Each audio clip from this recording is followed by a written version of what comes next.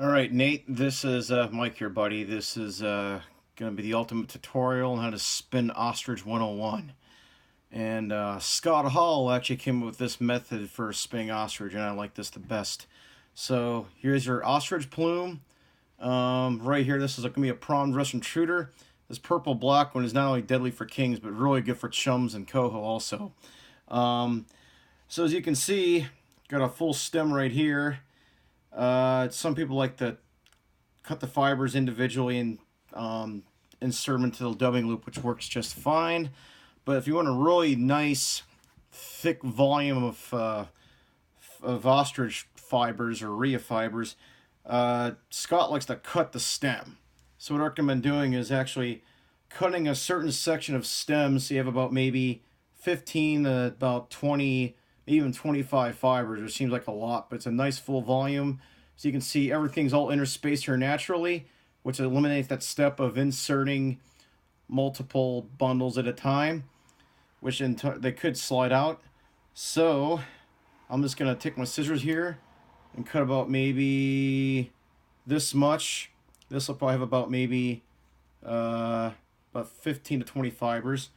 So I'm going to cut this, my scissors.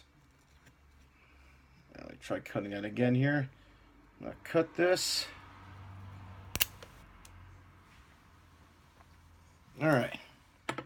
So, there you go. I just cut that. I probably have about maybe, I don't know, about 10 fibers on there. Maybe a little more, maybe about 15, which isn't bad. If you're going to use less than 15, I would probably just cut 2 to 3 at a time. I'm sorry, insert 2 to 3 at a time.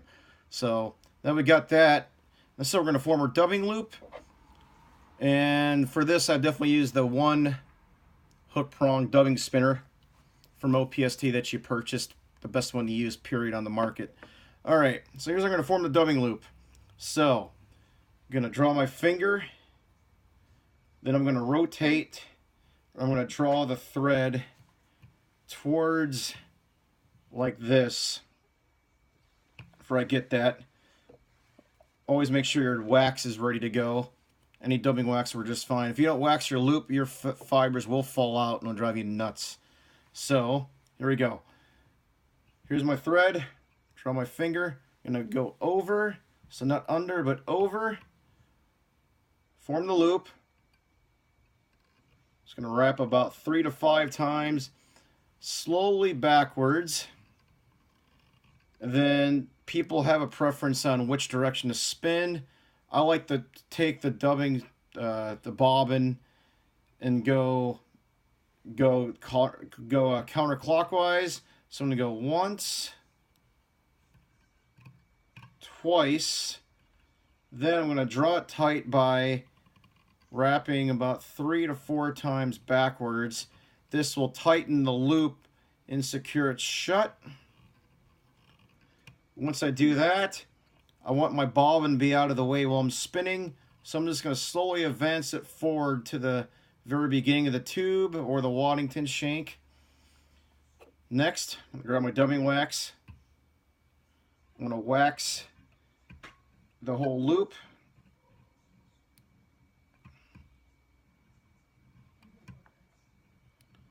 Okay, now that is done, I'm going to make sure all this flash is out of the way. Now I'm going to take dubbing spinner,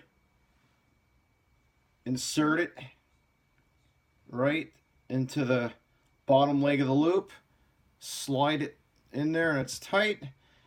And I keep my finger in here at all time. For this time, I take my right pointer finger and insert it in there.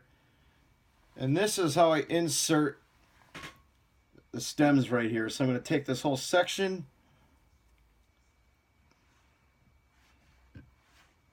I'm going to insert, make this nice and wide, stick this through,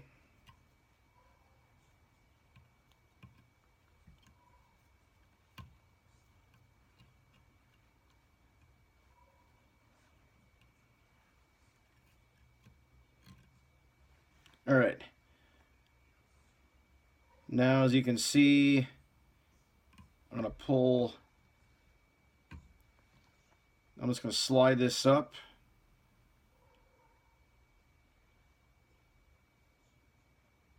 That is in there. Now, I don't want to be able to, depending on what length you want the fibers to be out from the thread head here. So for this example, I got about 2.5 inches of a prom dress skirt I formed on the back skirt. So I want the ostrich fibers maybe be a little bit longer, so maybe about 3 inches. So the nice thing about this is I can pull backwards to adjust this to the proper length. So I'm going to pull to about right here. You have to just guesstimate on this. So I figure that's about 3 inches. So now that I got that in there, I'm going to keep the dubbing spinner tight with my right hand. You have to keep this dubbing spinner tight. If you do not keep this tight, all the fibers are going to fall out of your dubbing loop. So, while keeping this tight with one hand, I'm going to take my scissors and snip as close as possible to the loop, leaving about 1/8 of an inch of ostrich fibers on here so they don't fall out. Just keep this tight. As long as you keep this tight, nothing will fall out. And you just saw the bottom part fall on the floor. Don't worry about that. So I'm keeping this tight here. Now I'm going to do, there's 2 ways to spin. You can either go clockwise or counterclockwise. So since I formed the dubbing loop by going counterclockwise, I'm going to spin in the counterclockwise direction. If I don't do that, the loop will not tighten and the fibers are going to fall out. So while keeping, I'm going to take my left hand, keep this tight. I'm going to spin my dubbing spinner counterclockwise. I'm going to hold this tight, then let go, and this should spin.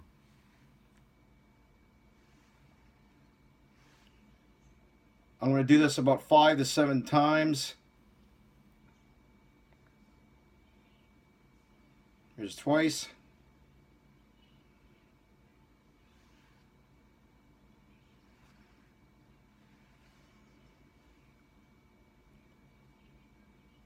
All right, number 3.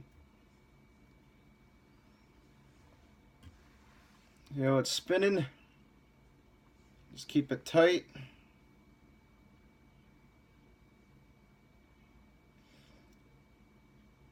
And you don't want to go too tight in this because what will happen is that you add way too much pressure on the dubbing loop. The thread increases susceptibility of breaking. That way when you try palmering your dubbing loop, it's going to break. Here's 3.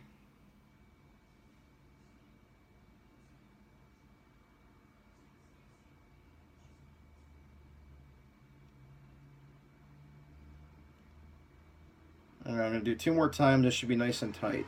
Here's 4.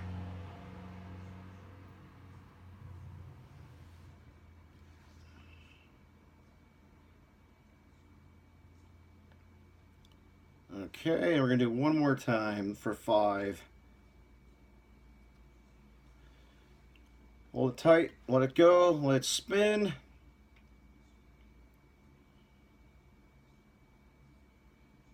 All right, at this point, it should be nice and tight. I'm going to take my fingers. I'm going to tighten. I'm going to take my fingers with some saliva. I'm going to tighten these down like this. I'm just going to crease them and hold it for about maybe 10-20 seconds. Oh, it's nice and tight. Nothing's going anywhere. Now I'm just going to palmer this in the same direction. So, see from an angle here. Slowly go around.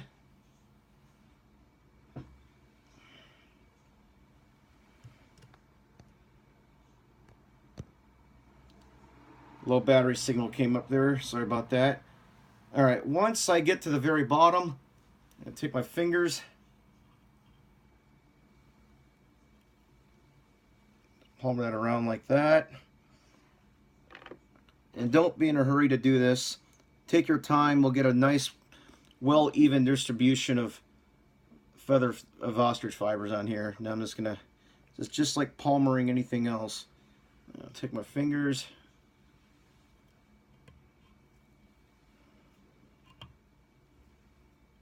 Don't pull too hard because you don't want anything to fall out. If something gets stuck, I usually take a balking tool like this. Like this one didn't, kind of got stuck, so I'll just take my balking tool. There, it's fixed.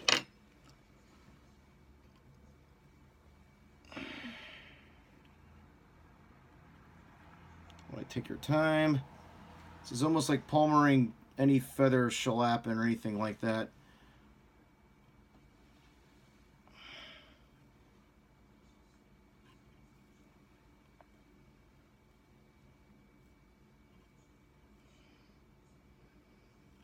There.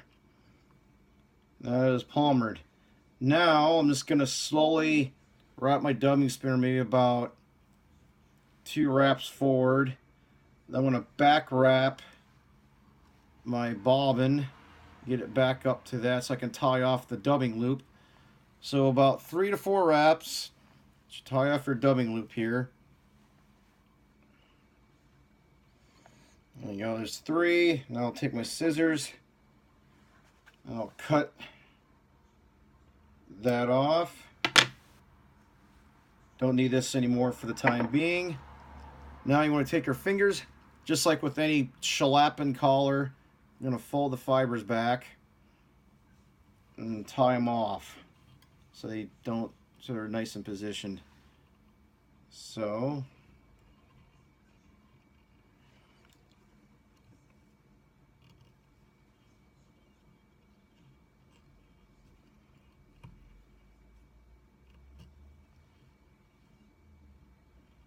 slowly keep wrapping backwards.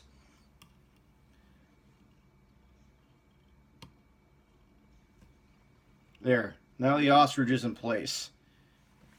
Now if I rotate my vise around, so you can see, I got a nice even distribution of ostrich, 360 degrees around the skirt right there. Now if I feel I missed a few gaps, or a few gaps are there, the nice thing is you can take some individual fibers. Like right here I might have missed one, so I can just tie them in individually one at a time. So that's what I'll probably do right here. I missed this one spot. I'll tie that in like that by hand. It's in there. Other than that, came out pretty damn good. And that's basically how you do a basic dubbing loop 101. And you can actually insert multiple materials into the same loop. Like you could even do Lady Amherst fibers as well. So like for example, here's some Lady Amherst right here. If I wanted to, I could insert even Lady Amherst fibers with the ostrich, and it's called a composite loop. But I can show you to do that in the next step. But this should help for doing a basic ostrich right here. As you can see, I got a nice, of course, if you're making a prom dress intruder like I am here, make sure that you have a nice tapered head and apply some head cement on there so that you have a nice tapered head and it dries. I might even let it dry for about 2 minutes before I start the next step. But that's basically how you spin ostrich or rhea. Those are the 2 common spay hackle components on an intruder-style fly. So hope that helps. So again, just form the dubbing loop like I did. Go counterclockwise. That's what I recommend. And then so twice around the loop counterclockwise to form it. Wrap backwards about 4 or 5 times. Your loop is formed. Insert your dubbing spinner in the bottom. Wax the loop and cut the stem off like I did. That way the fibers are in there interspaced naturally, so you get a nice full distribution volume of fibers around the 360 degrees around the whole fly. That way it's going to look really well in the water when it's presented on the swing. So I hope this helps. If you need other videos, let me know. Hope this helps, and thanks, buddy. Talk to you later. Bye.